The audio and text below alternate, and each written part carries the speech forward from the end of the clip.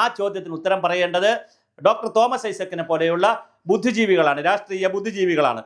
ഗോവിന്ദൻ മാഷിനെ പോലെയുള്ള ആളുകളാണ്, ബിനോയ് വിശ്വത്തെ പോലുള്ള ആളുകളാണ്. ഇനി വലതുപക്ഷത്തിലും അങ്ങനെ ബുദ്ധിജീവി ചിന്തിക്കുന്ന CP ജോണിനെ പോലുള്ള ആളുകളുണ്ട്. വലതുപക്ഷ പാർട്ടികളിലും അല്ലെങ്കിൽ ഐക്യജനാധിപത്യ മുന്നണിയിലും ബൗദ്ധികമായി ചിന്തിക്കുന്ന CP ജോണിനെ പോലുള്ള ആളുകളുണ്ട്. അവർ ഉത്തരം പറയേണ്ടുന്ന ഒരു ചോദ്യമാണ് ഞാനിപ്പോൾ സർക്കാർ എയറിലേക്ക് വിടുന്നത്. വളരെ ലളിതമാണ് കേരളത്തിൽ സംഭവിച്ചിരിക്കുന്ന രാഷ്ട്രീയ പ്രതിസന്ധി. എന്താണ് രാഷ്ട്രീയ പ്രതിസന്ധി? അതായത് EMSന്റെ കാലത്ത് മുതൽ തുടങ്ങിയിട്ടുള്ള ഒരു കോയിനേജ് ചെയ്തിട്ടുള്ള ഒരു വാക്കാണ് സമരവും ഭരണവും.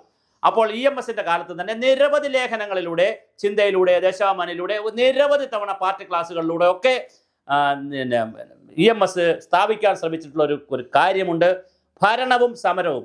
ഒരു വശത്ത് സമരം ചെയ്യുന്നത് പാർട്ടി CPMും CPI ഉള്ള ഇടതുപക്ഷ പാർട്ടികൾ സമരം ചെയ്യണം.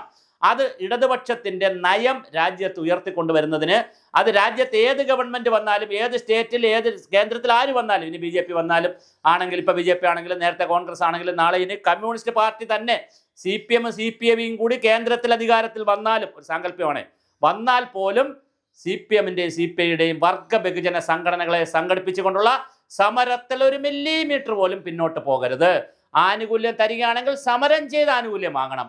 മന്ത്രി എന്തെങ്കിലും കൊടുക്കാൻ അടുത്ത യോഗത്തിൽ, മന്ത്രിസഭാ യോഗത്തിൽ കർഷക തൊഴിലാളികൾക്കോ അല്ലെങ്കിൽ അങ്ങനെയുള്ള ആളുകൾക്കോ, കെട്ടിട നിർമ്മാണ തൊഴിലാളികൾക്കോ അല്ലെങ്കിൽ അംഗനവാടികൾക്കോ, ആശാ വർക്കേഴ്സ് ഇല്ല എന്ന്, അങ്ങനെ ആർക്കെങ്കിലും 10 രൂപ 5 രൂപ കൂട്ടിക്കൊടുക്കാൻ തീരുമാനിക്കുകയാണെങ്കിൽ ആ തീരുമാനം മുൻകൂട്ടി പാർട്ടിക്കാരെ അറിയിക്കുകയും പാർട്ടിക്കാർ ശക്തമായ സമരം ചെയ്യുകയും ആ സെക്രട്ടേറിയറ്റ് ഒന്ന് വളയുകയും സെക്രട്ടേറിയറ്റിൻ്റെ അടുത്ത് വന്ന് സമരം ചെയ്ത് ശക്തമായ വാഹന പ്രചരണ ജാഥയൊക്കെ നടത്തിയതിന് ശേഷമേ മന്ത്രി ഇത് പ്രഖ്യാപിക്കുകയുള്ളൂ.